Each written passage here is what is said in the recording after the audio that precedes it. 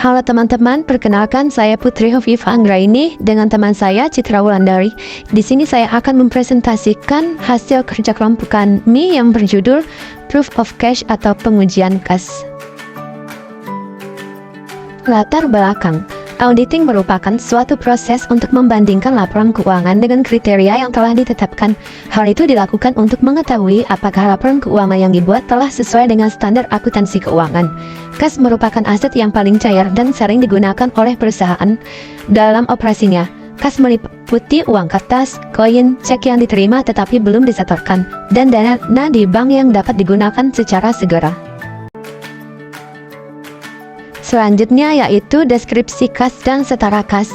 Di dalam perusahaan, kas adalah unsur yang paling penting. Hampir seluruh aktivitas perusahaan tidak dapat dipisahkan oleh kas. Menurut Arens et al. Tahun 2017, kas adalah satu-satunya akun yang termasuk dalam beberapa siklus. Kas merupakan bagian dari setiap siklus kecuali siklus persediaan dan siklus pergudangan. Kas didefinisikan sebagai alat pembayaran yang siap dan bebas dipergunakan untuk membiayai kegiatan umum perusahaan. Ada beberapa jenis kas di dalam perusahaan, yaitu yang pertama ada petty cash, yang kedua cash in bank, di mana petty cash adalah kas dalam bentuk uang tunai yang disiapkan oleh perusahaan untuk membayar berbagai pengeluaran yang nilainya relatif kecil dan tidak ekonomis bila membayarnya dengan cek. Cash in bank yaitu uang yang disimpan oleh perusahaan di rekening bank tertentu yang jumlahnya relatif besar dan membutuhkan keamanan yang lebih baik. Selanjutnya yaitu penyajian kas dan setara kas pada laporan keuangan neraca. Saldo kas dan setara kas disajikan dalam neraca dan laporan arus kas mutasi antar pos-pos kas dan setara kas tidak diinformasikan dalam laporan keuangan. Karena kegiatan tersebut merupakan bagian dari manajemen kas dan bukan merupakan bagian dari aktivitas operasi, investasi, pendanaan, dan transitoris pada laporan arus kas.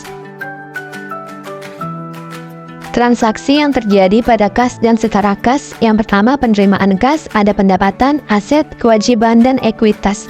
Yang kedua ada pengeluaran kas, di mana ada beban, aset, kewajiban, dan ekuitas. Fungsi dari kas dan setara kas. Yang pertama ada fungsi pencatatan piutang, fungsi penerimaan surat, fungsi penyimpanan kas, fungsi pencatatan utang, fungsi penyimpanan dana kas kecil, fungsi akuntansi biaya, fungsi akuntansi keuangan, dan fungsi pemeriksa intern. Prosedur audit kas dan setara kas. Yang pertama mengidentifikasi resiko pada bisnis klien yang mempengaruhi kas. Yang kedua, menetapkan salah uji yang dapat diterima dan menilai resiko bawaan, menilai resiko kontrol, merancang dan melakukan uji pengendalian dan pengujian substantif atas transaksi, merancang dan melakukan prosedur analisis substantif, dan yang terakhir, merancang uji terperinci saldo kas. Berikut adalah studi kasus pengujian dan pemeriksaan kas dan setara kas. A. Tujuan audit atas kas. 1. Keberadaan. 2. Pencatatan dan pisah batas. Yang ketiga, sah. Yang keempat, absah dan benar. Dan yang kelima, pengungkapan. B. Informasi tambahan atas rekening kas yang ada di PT Seroja pada tanggal 31 Desember 2016 terdiri dari petty cash dan saldo rekening giro pada beberapa bank Jakarta dan Surabaya. Untuk mendukung hasil audit yang Anda lakukan terhadap rekening kas dan bank perusahaan, kas opname dilakukan oleh auditor di hadapan Rina kasir PT Seroja pada tanggal 31 Desember 2016 dari jam 10 sampai 11.30. Berikut ini adalah hasil perhitungan kas yang dilakukan oleh auditor. Petty cash, ada uang kertas 50.000 sebanyak 1 lembar, 20.000 2 lembar, 10.000 5 lembar, 5.000 10 lembar, 1.000 20 lembar, 500 rupiah 20 lembar, dan 100 rupiah ada 20 lembar. Kemudian ada uang logam dengan pecahan 1.000 dengan jumlah 0, 500 10 keping, 100 0, 50 0, dan 25 0. Kemudian ada cash in bank, di mana cek dan wesel pos harus disetor itu sebanyak 0, cek mundur sebesar 53.000, pengeluaran kas yang belum direimburs atau diganti sebanyak 580.000, uang muka pegawai atau bon sementara sebanyak 150.000. Keterangan rekening kas buku sebanyak 235.000.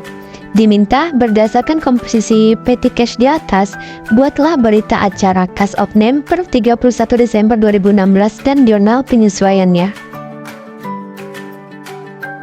Berita acara Cash of Name 31 Desember 2016 jam 10 sampai 11.30. Ada uang kertas sebanyak 50.000. Jumlahnya 1 lembar, total 50.000. Uang kertas 20.000 sebanyak 2 lembar, totalnya 40.000. Uang kertas 10.000 dengan jumlah 5 lembar, totalnya 50.000. Uang kertas 5.000 dengan jumlah 10 lembar, totalnya 50.000. Uang kertas 1.000, jumlahnya 20 lembar, sebanyak totalnya 20.000. 500 perak dengan jumlah 20 lembar, total 10.000. Dan 100 perak dengan jumlah 20 lembar, total 2.000. Kemudian ada uang logam 1.000 dengan jumlahnya 0, total 0. Uang logam 500 perak dengan jumlah 10 keping, totalnya 5.000. Uang logam 100 dengan jumlah 0, total 0. Uang logam 50 perak, jumlah 0 dan totalnya 0. Uang logam 25 perak dengan jumlah 0 dan total 0. Total keseluruhan uang logam sebesar 5.000. Kemudian ada cek dan wesel pos harus disetor sebanyak 0, cek mundur sebesar 53.000, pengeluaran kas yang belum direimburs atau diganti sebesar 580.000, uang muka pegawai atau bon sementara sebesar 150.000. Jadi total keseluruhannya sebesar 783.000. Saldo per audit 227.000. Saldo per buku 235.000 dan perbedaannya yaitu 8.000. Selanjutnya yaitu jurnal penyesuaian tanggal 31 Desember 2016. Keterangan kelebihan kas 8.000 ada di debit dan kas 8.000 di kredit. Penjelasan yang pertama, cek mundur. Cek mundur ini belum menjadi kas karena harus terlebih dahulu dicairkan berdasarkan tanggal cek. Yang kedua, ada pengeluaran kas yang belum direimburs atau diganti.